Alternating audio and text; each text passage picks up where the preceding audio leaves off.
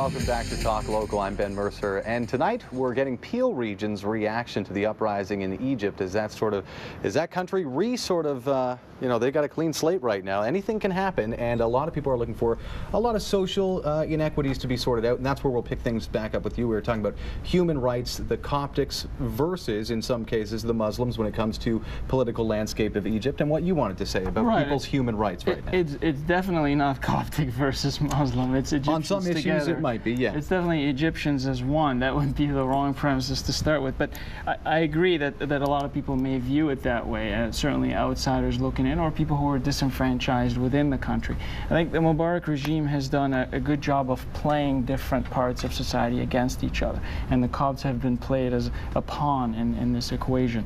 They're a minority, however, as Adil said, they're a significant minority. They're in the millions, right? The government has them at 10%, but the government lied about everything, so we don't really know what the percentage is.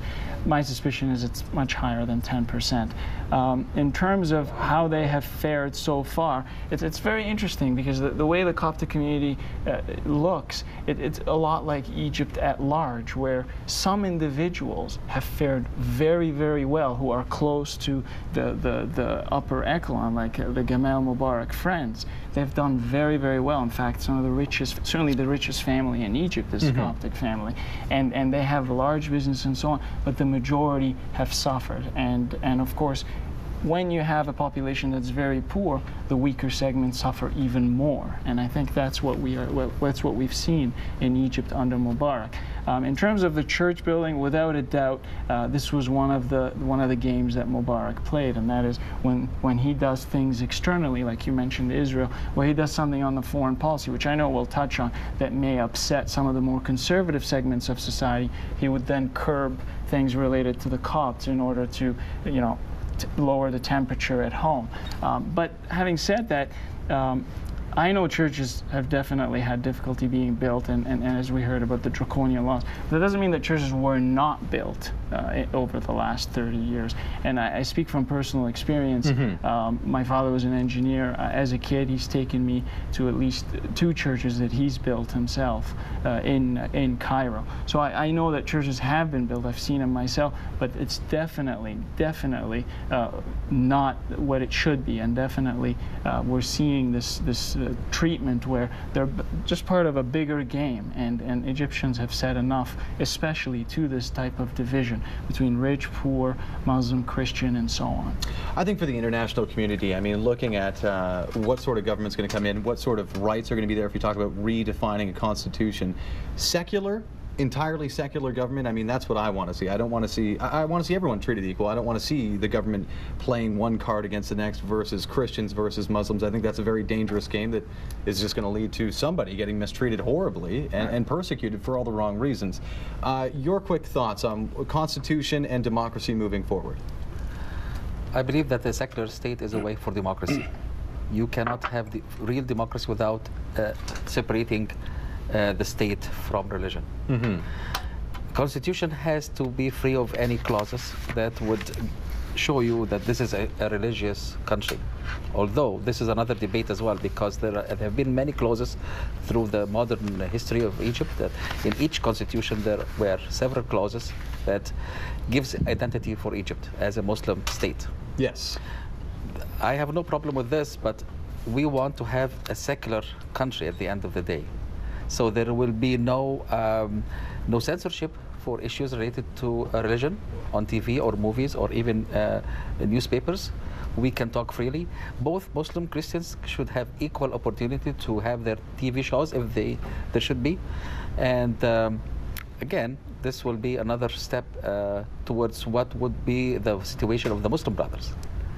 Yes. Because and it's some are saying it's a probability that might be the leadership in the future, and that all of these things that people are sort of dreaming about, saying, oh, wouldn't it be great to clear the slate on this? I mean, is it really going to happen? That's why I think a lot of the world are very proud of the uprising, and it's a wait-and-see approach. What if it is more of the same in September? What if it is slight adjustments, but still 2 steps forward, 1 step back? I mean, I don't think it is reasonable to expect a sudden turnaround for every single little issue in the country right now.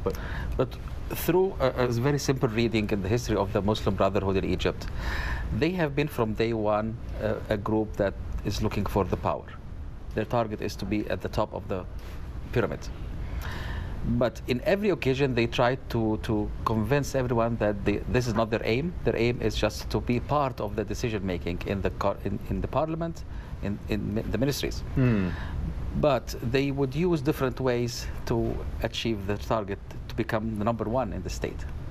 And they are known also to be violating their promises all over their history.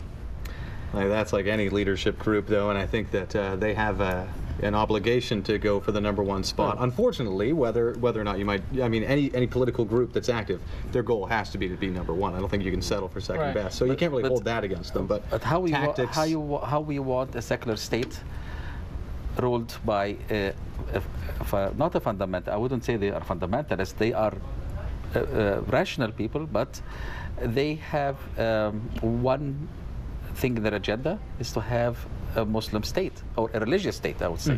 Okay. I'm against any religious state, whether Christian or Muslim. Don't want the Christian state as well. I'm with you on that 100%. Yes, it has to be a complete separation between religion and state, because we don't want to have an Iran or Vatican or any other sort of these religious countries or states. Yeah, it's not as valuable. If I may, we're going to go right down the line here, Mohammed. We'll let you get in here. 2 points: the secular and the brotherhood. I'll address. The beginning with the secular. First of all 3 of us, I think, don't want a religious state, which I think probably fairly represents Egypt.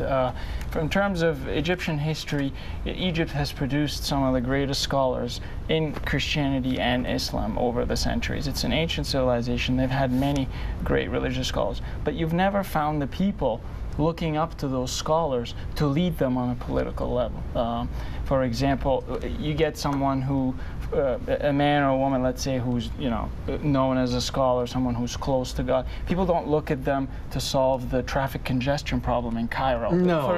But well, for some cultures they would. They would, even in Egypt. Right, in some places in Egypt, but the majority will not, I assure you. The Washington Institute, and I shared this poll that was done just in February, 5th to the 8th, had the Brotherhood at 15% popularity in Egypt. And I think the Muslim Brotherhood will make gains, without a doubt, in parliamentary type of elections. But again, I think it will never exceed, say, 20% max, which is, which represents the people. 20% is not going to have a large impact. However, on a presidential scale, meaning having a single leader who's charismatic, none exists right now, and they've said, I know my friend I'm skeptical, but they've said that they will not run for presidential elections, and they don't have anybody that would even have a remote shot at it. So their impact may grow, but in a way it's going to grow at the same time as other segments of society will grow, particularly the Copts, who have been underrepresented. One of the things Mubarak used to do, and I know my friends will agree to this, is he would have Copts in parliament, but who are very unpopular in the Coptic community, and he so he covers himself with having some Copts, although it's still underrepresented. But Coptics friendly to him. Well, it's not just friendly, but they're very unpopular, right? You know what I'm talking about. So he's played that game. But now what you're going to have is 80+ million Egyptians will actually be represented in their parliament, and that means more Copts. That means the right number of Copts, God willing, and the right number of whoever else deserves to be there. And I'm not worried about extremism in Egyptian society. I think in many ways Mubarak has suppressed, like I said earlier, the dignity of Egyptians, and this is a revolt to get back their dignity. He was not an anti-religion, and therefore people now are just aching to become more religious. That's not the case. Good point. Adley, we'll get your quick thoughts here on constitution and democracy in Egypt. What do you expect and what are you hoping for? Well, I'm hoping, of course, to have a civil government in the system. And I hope the constitution to be revamped and rewritten. And my expectation to that will take some time and hurdles to overcome these issues, because when you have a rule of 30 years that affected the education system, students in university and in the primary school and the secondary school and so on, with the curriculum be manipulated in a certain way to divide the society in a very, very bad way, these generations that were brought up for 30 years, you don't expect them to think freely and in a democratic way, because this is the way they brought up. They brought up in suppression and supremacy and lead people and force people and so on. You don't expect such a person all of a sudden overnight to sit and become all democratic person. It will take time for him and guidance, in fact, from the international community to guide this person how to think democratically and how to understand the people around you, how to leave people to express an opinion different than yours, their rights are, and so on. So it will take definitely time and guidance from the international community to form or help the people in Egypt how to think in a free way and considering the rest of the people around them. So, well, if you ask me, and nobody did, and I'm not a bright guy, the Constitution is more important than whatever democracy forms. I mean, the Constitution is everything. There are other nations with constitutions that essentially do not protect people. And not that we want to equate Egypt to Afghanistan, but Afghanistan has a constitution in place overseen by Westerners from all over the place.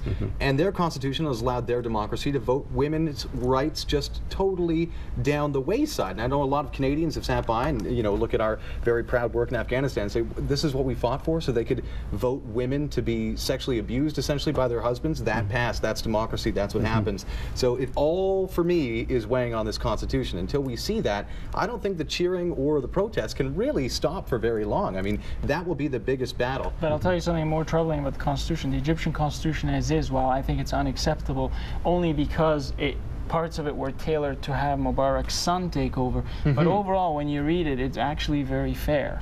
It's not bad at all. It has some issues. It has some issues regarding the cops. No doubt. It needs to. But it's about. I know that's the point you're going to make. It's how you apply it, right? The issue is how you apply it. Exactly. You can have. We're coming up on a break. We'll save this fight for when we return. I know we have callers on the phone line. We promise we'll get to you as soon as possible. You're watching Talk Local on Rogers TV. If you'd like to call in and get in on the conversation, 905-848-LIVE. That's 905-848-5483.